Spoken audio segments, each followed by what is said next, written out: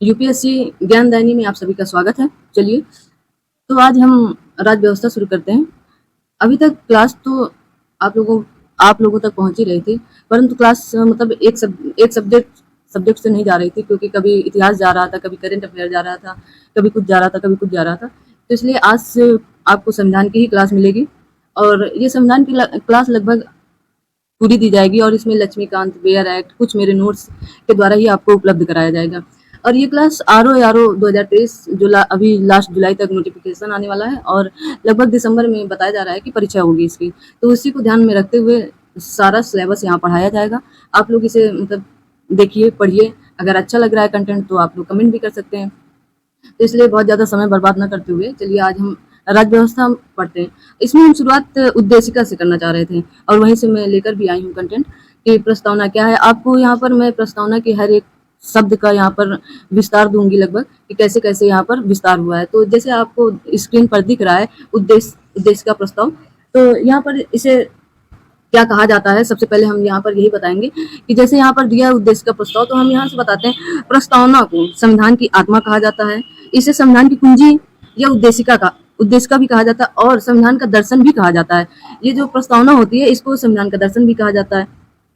प्रस्तावना उस उद्देश्य प्रस्ताव का संक्षिप्त रूप है जिसे नेहरू जी ने 13 दिसंबर 1946 को संविधान सभा में रखा था। यह उद्देश्य प्रस्ताव या प्रस्तावना संयुक्त राष्ट्र संघ के चार्टर से प्रेरित है। ठीक है, संयुक्त राष्ट्र संघ के चार्टर से प्रेरित है। इसमें सभी को न्याय, प्रतिष्ठा और अवसर की समता देने की बात कही गई है।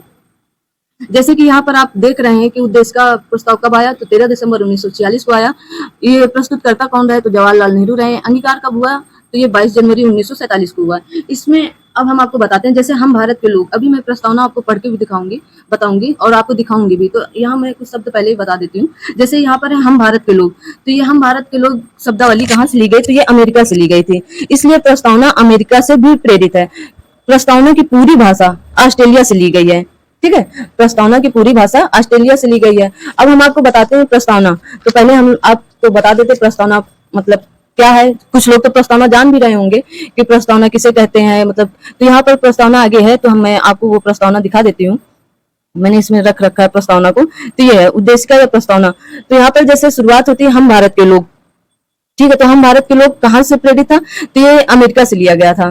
तो यह बहुत बहुत लोग ये बात जानते भी हैं, लेकिन इसे बहुत छोटा समझते हैं कि हम भारत के लोग, हमारी प्रस्तावना यहाँ शुरू होती है और यहाँ से प्रश्न पूछे जाते हैं कि हम भारत के लोग शब्द कहाँ से लिया गया है, तो ये अमेरिका से लिया गया। इसे आप याद कर सकते हैं। जैसे यहाँ पर हम भारत के लोग, भारत को एक संप्रभु, संपूर्ण, संप्रभु, संपन्न, समाजवादी, पंथ निरपेक्ष, लोकतांत्रिक गणराज्य बनाने के लिए तथा इसके समस्त नागरिकों को, यहाँ पर आपको थोड़ा सा रुकना है, सामाजिक, आर्थिक, राजनीतिक न्याय, ठीक, विचार एवं अभिव्यक्ति, विश्वास, धर्म, उपासना की स्वतंत्रता, प्रतिष्ठा और अवसर की समता दिलाने तथा व्यक्ति की गरिमा और राष्ट्र की एकता, अखंडता को सुनिश्चित करने वाली बंधुता बढ़ाने के लिए दृढ़ संकल्प होकर इस संविधान सभा में आज तारीख 26 नवंबर 1949 को इस संविधान को अंगीकृत, अधिनियमित और आत्मार्पित करते हैं। ठीक है, तो यहाँ पर देखिए, यहाँ पर जो शब्द हैं, यहाँ पर लगभग 10 से 12 शब्द हैं। 10 शब्द माने जाते हैं, 12 शब्द हो जाते हैं, आत्मार्पित को मिला के 13 शब्द हो जाते हैं। तो इनको कैसे पढ़ना है, मैं यहाँ पर एक एक प्रश्न बताऊंगी कैसे क्या है। तो जैसे यहाँ पर न्याय 3 प्रकार के हैं। कौन कौन से न्याय है, सामाजिक न्याय, आर्थिक न्याय, राजनीतिक न्याय। स्वतंत्रताएं हमारी 5 प्रकार की होती हैं, विचार, अभिव्यक्ति, विश्वास, धर्म और उपासना की स्वतंत्रता। अवसर या मतलब समता, कौन कौन से समान होने चाहिए, तो प्रतिष्ठा और अवसर की समता समान होती है, ये 2 प्रकार की होती है। अब प्रस्तावना में प्रयोग की गई शब्दावलियों की व्याख्या निम्नलिखित कैसे करते हैं, तो हम इनकी व्याख्या कैसे करेंगे ये हम आपको बताते हैं। जैसे हम भारत के लोग से लेकर अंगीकृत, अधिनियमित, आत्मार्पित तो करते हैं, अर्थात भारत की जनता, हम, आप और बाकी सब लोग, भारत की जनता ही संविधान को स्वीकार करती है, बनाती है और अपने ऊपर लागू भी करती है। अतः संवैधानिक सत्ता का स्रोत जो है, जो संवैधानिक सत्ता का स्रोत है, कौन करता है, तो भारत की जनता है। दूसरे शब्दों में हम कह सकते हैं कि अंतिम सर्वोच्च शक्ति या संप्रभुता किस पर निहित होती है, किस पर है, तो भारत की जनता पे निहित है। यह संविधान की जनता, ये जो संविधान बना है, ये संविधान जनता की इच्छा है, बिना संविधान इच्छा के नहीं है। तो इसलिए जैसे यहाँ पर एक प्रश्न बन सकता है, मैं एक प्रश्न आपसे पूछती हूँ, तो उसका आप उत्तर दीजिएगा कि भारत में सर्वोच्च क्या है। तो भारत में सर्वोच्च क्या है, तो आप जैसे मैं आपको ऑप्शन भी देती हूँ, जैसे संविधान, राष्ट्रपति, प्रधानमंत्री, संसद। तो आप इसमें बताइए, इसमें उत्तर क्या होगा? जब आप ये वीडियो देखिएगा तो ये उत्तर बताइएगा कि इसमें उत्तर क्या होगा। और दूसरा प्रश्न मैं पूछती हूँ, भारत में सर्वोच्च है संविधान, जनता, संसद, सर्वोच्च न्यायालय। आप इन दोनों के उत्तर बताइएगा कमेंट बॉक्स में। संप्रभु संपन्न, अगर हम इसकी बात करते हैं तो मतलब इसका अर्थ क्या होता है? तो भारत एक संप्रभु संपन्न देश बन चुका है अभी। तो भारत एक संप्रभु संपन्न देश बन चुका है जो आंतरिक और बाह्य हस्तक्षेप से मुक्त है। भारत की इजाजत के बगैर भारतीय बाउंड्री, जो भारत की बाउंड्री होती है, जैसे पाकिस्तान से, अफगानिस्तान से जो बाउंड्रियां होती हैं, इनके अंदर बिना भारत की इजाजत के परिंदा पर नहीं मार सकता है। संप्रभुता स्वतंत्रता के लिए जरूरी है। जो संप्रभुता होती है वह स्वतंत्रता के लिए जरूरी होती है। यही इसका अर्थ है। आप कहीं पर भी खोज के देख सकते हैं, यही मिलेगा लगभग। फिर समाजवाद आता है। मोटे तौर पर राष्ट्रीयकरण या सरकारीकरण ही समाजवाद है।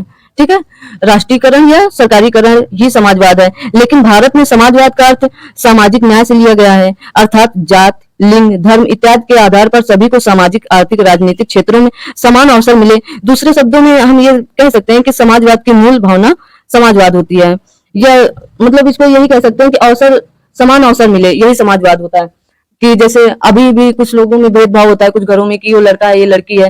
तो इसलिए जैसे भारत में समाजवाद लाने के लिए 1955 में कांग्रेस के आवाड़ी अधिवेशन में समाज का समाजवादी ढांचा लक्ष्य घोषित किया गया था। ठीक है, तो आप इसे पढ़ सकते हैं। जैसे 1969 में 14 और 1986 में 6 बैंकों का राष्ट्रीयकरण किया गया। ये समाजवाद शब्द से 42 ये 42वें संविधान संशोधन में प्रस्तावना में समाजवाद शब्द जोड़ा गया था। इससे पहले समाजवाद शब्द इसमें नहीं था। ये 1976 में संविधान में जोड़ा गया था प्रस्तावना में। तो आप इसे बहुत अच्छे से देख सकते हैं कि संविधान में ये कैसे क्या जोड़ा गया था, और आगे हम इसको पूरे डिटेल से बताएंगे। अब यहाँ पर आता है धर्मनिरपेक्ष या पंथ निरपेक्ष। तो धर्मनिरपेक्ष का अर्थ क्या है? ठीक है, तो यहाँ पर भारत का कोई राजधर्म नहीं होगा।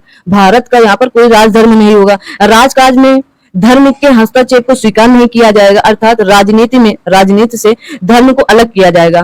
पर आजकल तो धर्म से ही राजनीति चल रही है, आप लोग भी देख सकते हैं। तो सभी धर्म के नाम पर हम वोट, जैसे है ना कि धर्म के नाम पर कोई वोट नहीं मांग सकता कि हम हिंदू हैं, आप मुस्लिम हैं तो हमें वोट दीजिएगा, ऐसा नहीं है। तो यहाँ पर गांधी जी एक मतलब कोटेशन बोले थे या कह के गए थे। गांधी जी ने कहा है कि भारत धर्मनिरपेक्ष हो सकता है क्योंकि धर्म या नैतिकता की जितनी जरूरत राजनीति में है उतनी और कहीं नहीं है। गांधी के अनुसार नैतिकता विहीन राजनीति वैश्या है। ठीक है, इस तरह गांधी की राजनीति का आध्यात्मिक कर देते हैं, गांधी की राजनीति को आध्यात्मिक कर देते हैं। अब आते हैं अगला, देखते हैं। तो यहाँ पर बहुत बड़ा प्रश्न ये है कि भारत धर्मनिरपेक्ष या पंथ निरपेक्ष है। जैसे कुछ लोग धर्मनिरपेक्ष भी कहते हैं, कुछ लोग पंथ निरपेक्ष भी कहते हैं। तो आप लोग कहेंगे तो मैं इसको बता दूंगी, क्योंकि आप लोग इसे सोचिए भारत धर्मनिरपेक्ष है या पंथ निरपेक्ष है। आइए देखते हैं आगे जो लोकतंत्र है इसको कैसे कहा जा सकता है या इसका क्या अर्थ है। तो मैंने पहले ही कहा कि मतलब संविधान केवल आज हम लोग प्रस्तावना देख रहे हैं, तो प्रस्तावना बहुत लंबी है। जो एक बार प्रस्तावना पढ़ लिया तो कहते हैं पूरा संविधान पढ़ लिया, उसे पूरा संविधान समझ में आएगा कि संविधान है क्या। क्योंकि प्रस्तावना से कम हर साल पीसीएस, आईएएस, कोई भी बड़े एग्जाम लेकर आप देख लो, छोटे एग्जामों में तो आता ही आता है, बड़े एग्जाम भी लेकर आप देख लें, प्रस्तावना से जरूर प्रश्न आते हैं। तो आप लोग इसे अच्छे से देख लीजिए। ये मत सोचिएगा कि पहली क्लास है तो बोरिंग क्लास है, अब है तो पढ़ाना ही पड़ेगा। और मतलब जब तक अर्थ या वो उनका डिटेल नहीं बताएंगे तो आप लोग भी कैसे समझेंगे कि नहीं हाँ ये हो रहा है, ये होना चाहिए। आप लोग भी तो सही गलत बताएंगे, इसलिए मैं बता रही हूँ। तो जैसे यहाँ लोकतंत्र है, तो अब्राहम लिंकन, अब आप लोग बताइए अब्राहम लिंकन कौन थे? अब्राहम लिंकन ने कहा था जनता के लिए जनता द्वारा शासन ही लोकतंत्र है। ठीक है, जनता के लिए जनता द्वारा शासन ही लोकतंत्र है। लोकतंत्र हर व्यक्ति की समानता में विश्वास रखता है। यह एक व्यक्ति एक वोट के सिद्धांत पर आधारित है। लोकतंत्र एक शासन पद्धति नहीं है, एक जीवन पद्धति भी है। यह सामाजिक, आर्थिक, राजनीतिक क्षेत्रों में हर व्यक्ति के सहयोग, सहमत और सहभागिता पर बल देता है। ठीक है, ये जो लोकतंत्र है इसमें इतने मतलब ये लोकतंत्र इतना बड़ा शब्द है, इसके अर्थ इतने बड़े बड़े निकलेंगे कि आप भी मतलब सोचेंगे अच्छा लोकतंत्र। तो जैसे मतलब सामाजिक, आर्थिक, राजनीतिक क्षेत्रों में हर व्यक्ति के सहयोग, सहमत और सहभागिता पर बल देता है। अब आगे आता है गणतंत्र। तो लोकतंत्र की तरह गणतंत्र भी जनतंत्र भी जनता का शासन होता है। जनतंत्र लोक और गणतंत्र ऐसा लोकतंत्र जिसमें राष्ट्राध्यक्ष जनता के द्वारा चुना जाता है गणतंत्र कहलाता है। जैसे भारत, पाकिस्तान, अमेरिका इत्यादि देशों में ये इत्यादि देश गणतंत्र हैं। ठीक है, यहाँ पर जो जनता चुनती है जैसे राष्ट्रपति, प्रधानमंत्री, ऐसा लोकतंत्र जिसमें राष्ट्राध्यक्ष वंशानुगत होता है। अब इसको ध्यान से, ऐसा लोकतंत्र जिसमें राष्ट्राध्यक्ष वंशानुगत होता है लोकतंत्र ही कहलाता है, गणतंत्र नहीं। जैसे ब्रिटेन एक लोकतंत्र है, गणतंत्र नहीं है, क्योंकि वहां वंशानुगत ही चलता है लगभग के उनके बाप, फिर बेटा, फिर पोता, फिर नाती, फिर फलाना, फिर लिमका। अब यहाँ आता है न्याय। तो न्याय मैंने पहले ही बताया, न्याय 3 प्रकार: सामाजिक न्याय, आर्थिक न्याय, राजनीतिक न्याय। तो न्याय का अर्थ सभी को सामाजिक, आर्थिक और राजनीतिक क्षेत्रों में सहभागिता देना है, समान अवसर उपलब्ध कराना है, दूसरे शब्दों में जो जिसका हक है उसे दिलाना। आधुनिक समय में न्याय को सामाजिक न्याय कहा जाता है। सामाजिक न्याय का अर्थ कई प्रकार से हो सकता है, जैसे समाज में जाति, लिंग, धर्म आदि के आधार पर कोई भेदभाव न हो। आर्थिक क्षेत्र में सभी को भागीदारी मिले, सभी को न्यूनतम जीवन स्तर प्राप्त हो कि रोटी, कपड़ा, मकान इतना तो सभी का हक ही बनता है। सभी को वोट देने का अधिकार हो, कोई भी सार्वजनिक पद प्राप्त करने का अधिकार हो, कि मतलब अब जैसे राष्ट्रपति है तो राष्ट्रपति ये थोड़ी ना है सिर्फ बड़े ही बन सकते हैं या सिर्फ ठाकुर पंडित ही बन सकते हैं, ऐसा कुछ भी नहीं है। ये सार्वजनिक है, कोई भी बन सकता है, अगर योग्य है राष्ट्रपति पद के लिए तो वो कोई भी बन सकता है। ठीक है, अब आती है स्वतंत्रता। तो स्वतंत्रता का क्या मायने हैं? तो मोटे तौर पर स्वतंत्रता को मनमानापन या हस्तक्षेप के अभाव के रूप में देखा जाता है, लेकिन मनुष्य एक सामाजिक प्राणी है, हम मनमानेपन को स्वतंत्रता नहीं कह सकते हैं। ठीक है, करने योग्य कार्यों को करने देना ही स्वतंत्रता की सही परिभाषा होगी। अब ये नहीं हम रात भर घर से बाहर हैं, हाँ, वो तो मनमानापन हो गया, तो ये स्वतंत्रता नहीं है। और ऐसी स्वतंत्रता किस काम की, जिसमें मतलब हम स्वतंत्र भी न महसूस हो पाए और हम कहते हैं स्वतंत्र भी हैं। तो इसलिए ये सबसे सटीक परिभाषा स्वतंत्रता की यहाँ पर बैठती थी, इसलिए मैंने इसको ऐसे किया। तो कार्यों को करने ही देना स्वतंत्रता की सही परिभाषा होगी। विचार, अव्यक्त विश्वास, धर्म, उपासना की स्वतंत्रता के अभाव में हम अपने व्यक्तित्व या अपेक्षित विकास नहीं कर पाते हैं, कि हम मतलब धर्म, विश्वास, ये वो तो हम लोग अपना जीवन ही नहीं जी पाते हैं, कैसे क्या जिए। अब आते हैं समानता की बात करते हैं। मोटे तौर पर जाति, लिंग, धर्म इत्यादि के आधार पर विशेषाधिकारियों या भेदभाव के अंत को भी समानता कहा जाता है, लेकिन समानता का सही अर्थ प्रतिष्ठा और अवसर की समता है। अवसर की यह समता आरक्षण जैसे संरचनात्मक भेदभाव से ही स्थापित हो सकती है। अब आते हैं लास्ट, बंधुता। बंधुता का अर्थ है एकत्व के लिए भाईचारा है। प्रस्तावना में व्यक्ति की गरिमा और देश की एकता, अखंडता को सुनिश्चित करने वाली बंधुता बढ़ाने की बात कही गई है। गरिमा जैसे कि मनुष्य स्वयं में साध्य है, वह किसी के हित या साधन नहीं है। मनुष्य स्वयं में साध्य है, वह किसी के हित का साधन नहीं हो सकता है। अर्थात मनुष्य इस्तेमाल होने के लिए नहीं है, इस्तेमाल करने के लिए है। वह अपने शरीर और मस्तिष्क का मालिक है, अतः मनुष्य की सहमति के बगैर उससे कोई कार्य नहीं कराया जा सकता है। यही व्यक्ति की गरिमा है।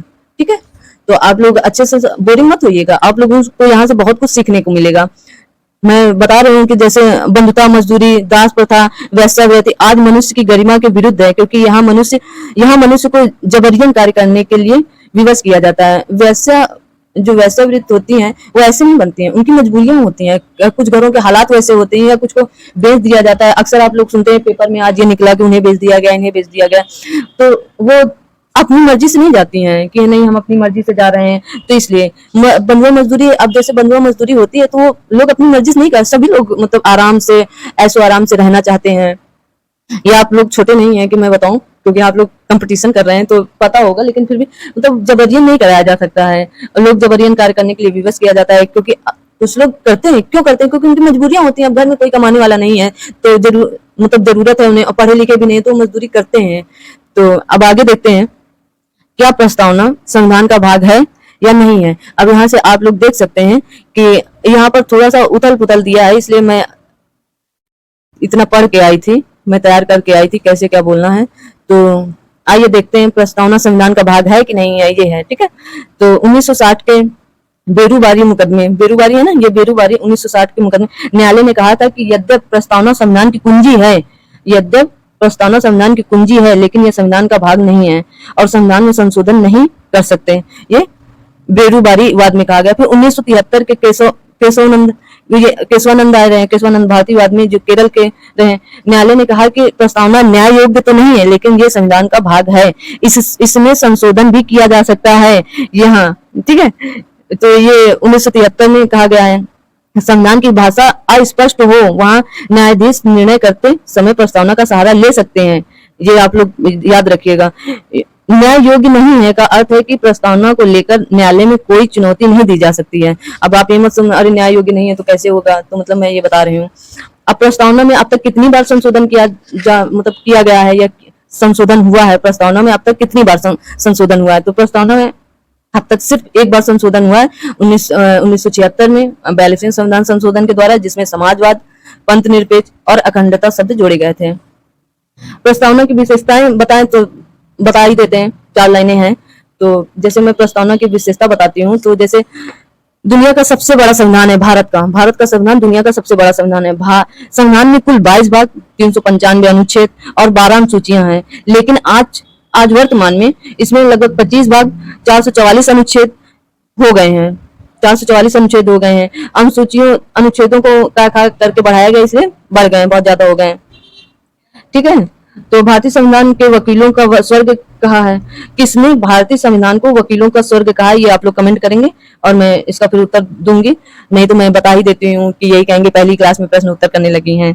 तो जेनिंग्स बोले रहे हैं कि ये विद्वान रहे हैं, तो उन्होंने कहा भारतीय संविधान को वकीलों का स्वर्ग, लेकिन वकीलों का स्वर्ग इसलिए कहा गया है कि संविधान सभा में बहुत वकील, ये सब इसलिए नहीं है कि संविधान बहुत बड़ा है, इसके प्रत्येक अनुच्छेद को एक से अधिक व्याख्याएं हैं, इसलिए बहस करने का मौका मिलता है, इसलिए कहा गया था, क्योंकि इसमें इतने अनुच्छेद हैं तो बहस करने का मौका मिलता। अब आगे आते हैं, संप्रभुता, संपन्न, लोकतांत्रिक, गणराज्य, ये मतलब शब्द इसमें है।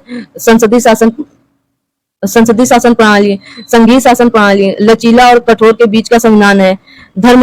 अभी आपको बताए थे, पंथ निरपेक्ष बोलो या धर्म निरपेक्षता बोलो, मौलिक अधिकार है। संविधान दिवस कब मनाया जाता है, ये आप लोग अच्छे जानते होंगे, 26 नवंबर को संविधान दिवस मनाया जाता है। अब कुछ इंपॉर्टेंट हम लोग इसमें देख लेते हैं, बाकी मैं आपको नोट्स मैं ग्रुप बना रही हूँ बहुत जल्द ही टेलीग्राम पे, तो मैं वहां पर आपको नोट्स भी उपलब्ध कराऊंगी, आप लोग परेशान मत होइए। और मैं आज आप लोग कमेंट करके जरूर बताइएगा कि मेरी वॉइस कैसी है, क्योंकि मैं कल इसीलिए वीडियो नहीं गया आप लोगों के पास, क्योंकि मैं सारी व्यवस्था की हूँ अब, तो आप लोगों को शायद अच्छा लगे। तो आइए यहाँ से कुछ देख लेते हैं। मैंने इनका मूल उद्देशिका की विषय वस्तु मैंने सारी बता ही दी, और यहाँ देख लेते हैं संविधान की आत्मा क्या है, उद्देशिका है। उद्देशिका को राजनीतिक जन्म पत्री कहा है। किसने कहा है, तो के.एम. मुंशी ने कहा है। Doctor B R. अम्बेडकर ने संविधान की आत्मा कहा है, तो अनुच्छेद 32 को कहा है, संवैधानिक उपचारों के अधिकार को अनुच्छेद 32 को कहा है। संविधान को पवित्र दस्तावेज किसने कहा, ये भी डॉक्टर बी.आर. अम्बेडकर ने कहा था। ठीक है, इसे आप देख सकते हैं, मैंने पहले ही बताया था कि राज्य के महत्वपूर्ण तथ्य, जनसंख्या नहीं होगी तो राज्य किस काम का, भूभाग नहीं होगा तो जनसंख्या रहेगी कहाँ, जनसंख्या, सरकार नहीं होगी तो नियंत्रण कैसे होगा, और संप्रभुता नहीं होगी कि हम एक दूसरे का सहयोग कर सकते हैं, तो इंसान रहेगा कट्टरपंथी में तो जी नहीं सकता। तो इसलिए राज्य के महत्वपूर्ण तथ्य, ये 4 महत्वपूर्ण तथ्य हैं ही। तो आप लोग इधर भी देख सकते हैं, भारत को अर्ध संघात्मक राज्य कहा है। किसने कहा था, के.सी. ने कहा था। भारतीय संघवाद को सहकारी संघवाद कहा है, तो जी. ऑस्टिन ने कहा था। ऊपर बहुत इंपॉर्टेंट नहीं है इसलिए मैं नहीं बता रही हूँ, और ये आप लोग देख लीजिएगा कि अब इतना बताएं तो जैसे राष्ट्रीय ध्वज या तिरंगा कब अपनाया गया था, तो 22 जुलाई 1947 को। केसरिया रंग किस लिए है, तो साहस या बलिदान का प्रतीक है। सफेद शांति का है या सच्चाई का है। हरा समृद्धि का है। तो चक्र का रंग नीला है। तीलियां 24 से कहाँ से लिया गया था, तो अशोक स्तंभ से लिया गया था। अशोक स्तंभ कहाँ है, तो सारनाथ में है। सारनाथ कहाँ है, तो वाराणसी में है। ठीक है, ऐसे आप लोग याद कर सकते हैं। और अशोक का सिंह स्तंभ कहाँ है, तो सारनाथ में। इसमें मतलब जो अशोक का सिंह है स्तंभ, उसमें क्या है, तो सत्यमेव जयते लिखा हुआ है। कहाँ से लिया गया था, तो ये ऋग्वेद, जो पहले ऋग्वेद चलते हैं प्राचीन इतिहास में, और मैं उसको भी बताऊंगी। ऋग्वेद, तो वहां से मुंडक उपनिषद में उल्लेख है सत्यमेव जयते का। कब अपनाया गया था ये चिन्ह, तो 26 जनवरी 1950 को। सिंहों की संख्या 4 है इसमें, और इसमें दाएं, क्योंकि मैं सारनाथ गई, इसमें दाएं बैल का है, और मध्य में अशोक चक्र है, और बाएं घोड़े का चिन्ह बना है, जो घोड़ा होता है ना, हॉर्स। उद्देश्य का प्रस्ताव मैंने आपको बता दिया। अनुसूचियां मैं सोच रही हूँ आप लोगों को कल पढ़ाऊंगी, क्योंकि फिर ज्यादा हो जाएगा। यहाँ पर कुछ शासन मैंने बता ही दिया है, शासन प्रणाली कैसी होनी चाहिए, तो ये भी आप लोकतंत्र और ये गणतंत्र इधर आता है, तो इसलिए। और अध्यक्षीय और संसदीय, तो अपने यहाँ संसदीय सरकार होती है, ब्रिटेन और भारत में संसदीय होती है, और अध्यक्षीय कहाँ होती है, तो यूएसए में होती है, मतलब अमेरिका वगैरह में। ठीक है, क्योंकि वहाँ अब इसमें थोड़ा-सा जैसे राष्ट्रीय दिवस कब मनाए जाते हैं, तो 26 जनवरी को मनाए जाते हैं। और स्वतंत्रता दिवस ये राष्ट्रीय दिवस हैं, तो गणतंत्र दिवस 26 जनवरी को, स्वतंत्रता दिवस 15 अगस्त को, आप जान ही रहे, गांधी जयंती 2 अक्टूबर को। राष्ट्रगान जनगण मन कब लिया गया, कहाँ से लिया है, तो गीतांजलि से लिया गया। इसके रचयिता रविन्द्रनाथ टैगोर हैं। 24 जनवरी 1950 को अपनाया गया रहा है। प्रथम गान 27 दिसंबर 1911 को कांग्रेस के कलकत्ता अधिवेशन में हुआ। इसकी गायन अवधि या समय 52 सेकंड होता है, ठीक है। राष्ट्रीय गीत वंदे मातरम आनंद मठ के लेखक रचयिता कौन है, तो बंकिम चंद्र चटर्जी हैं। ये भी 24 जनवरी 1950 का लिया गया था। पहली बार इसे 1896 ईस्वी में गाया गया था, ठीक है। राष्ट्रीय जो हमारी गंगा नदी है सबसे लंबी यहाँ पर, तो भारत में सबसे लंबी गंगा नदी है, तो ये 2008 में इसे राष्ट्रीय नदी घोषित किया गया रहा। देखो यहाँ पर ये नदी बना है और वोट भी बना है। अब विविध देख लीजिए। क्षेत्रीय परिषद पूर्वी क्षेत्रीय परिषद कोलकाता में है, पश्चिमी क्षेत्रीय परिषद मुंबई में है, मध्य अपने प्रयागराज में है, उत्तरी आप लोग दिल्ली याद कर सकते हैं, मतलब दिल्ली है ही। आप अपने दिमाग में मैप रखिए, कौन उत्तर में है, कौन पूरब में है, कौन पश्चिम में है और कौन दक्षिण में है, तो चेन्नई, और मध्य में अपना इलाहाबाद याद कर लीजिएगा। राष्ट्रीय पंचांग आप लोग देख सकते हैं, पहला माह चैत्र होता है, अंतिम फाल्गुन होता है।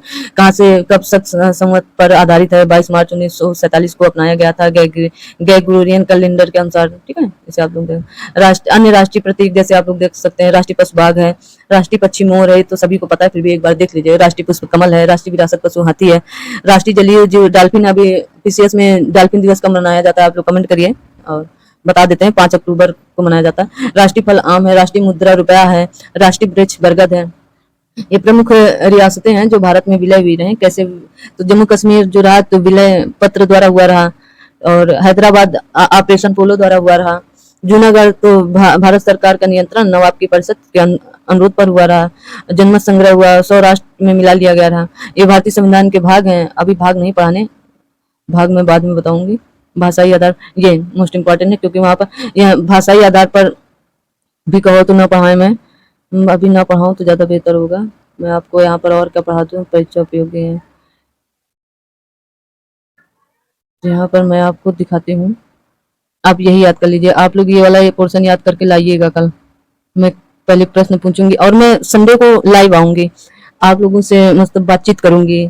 मैं पहली बार शायद लाइव आऊंगी अपनी लाइफ में कहीं पर भी, तो सहयोग करिएगा। कुछ गलतियां हो तो उन्हें माफ भी करिएगा, और आप लोग लाइव सेशन लीजिएगा, क्योंकि सिर्फ हम बातचीत करेंगे, पढ़ाई नहीं। कि हमें आप कमेंट करेंगे, हम उसका उत्तर देंगे। और मैं चाहूंगी कि आप लोग आए, लाइव क्लास लें, देखें क्या बातचीत हो रही है, कमेंट करेंगे तो मुझे अच्छा लगेगा। तो देखिए, आंध्र प्रदेश ये मतलब विभिन्न राज्यों के गठन की तिथि है, इसे आप लोग याद करके लाइएगा। और मोस्ट इम्पोर्टेंट है, इससे हर बार एक या दो प्रश्न आते हैं, तो इसलिए मैं बता रही हूँ। बाकी आप लोग मेरा काम बताना है, मैं एक एक शब्द तो नहीं बता सकती हूँ, लेकिन मैं पढ़ाऊंगी ये सब, आप लोग परेशान मत होइए। नागरिकता बहुत अच्छे से पढ़ाएंगे, परेशान मत होइए। ये भी पढ़ाएंगे, भाग भी पढ़ाएंगे। तो आज की क्लास यहीं तक रखते हैं, मिलते हैं कल सुबह 11 बजे। और हाँ, अब सुबह 11 बजे आप लोगों को रोज वीडियो मिलेगा, क्योंकि अभी हम लाइव तो आ नहीं सकते, इसलिए रोज वीडियो मिलेगा सुबह 11 बजे। तो इसलिए अब आप लोग सुबह 11 बजे रोज इंतजार करिएगा। और आज की क्लास हम यहीं तक रखते हैं। आप लोग कमेंट करके बताइएगा क्लास कैसी रही, समझ में आया कि नहीं आया, और जहाँ स्पष्ट ना हो तो उसे आप लोग बताइएगा। थोड़ा सा सहयोग भी करिएगा, और चैनल को सब्सक्राइब करिएगा, शेयर करिएगा, लाइक कमेंट भी करिएगा, और अपना सजेशन भी, किसी भी प्रकार की कोई भी दिक्कत है आप वो भी बता सकते हैं। मैं सहयोग हर प्रकार से करूंगी, नोट्स से लेके, या अदर कोई आपको प्रॉब्लम है तो वो भी आप शेयर कर सकते हैं। और मैं ग्रुप बना रही हूँ टेलीग्राम पे, मैं वहां पर आप लोगों को लिंक प्रोवाइड करूंगी, तो आप लोग वहां जुड़ सकते हैं। जल्दी से जल्दी मैं ये सब कर रही हूँ, ठीक है। Thank you so much. आप लोग अच्छे से रहिए, अच्छे रहिए, पढ़ाई करते रहिए, अपना ध्यान रखिए, सिर्फ और सिर्फ अपना ही ध्यान रखिएगा। Thank you so much.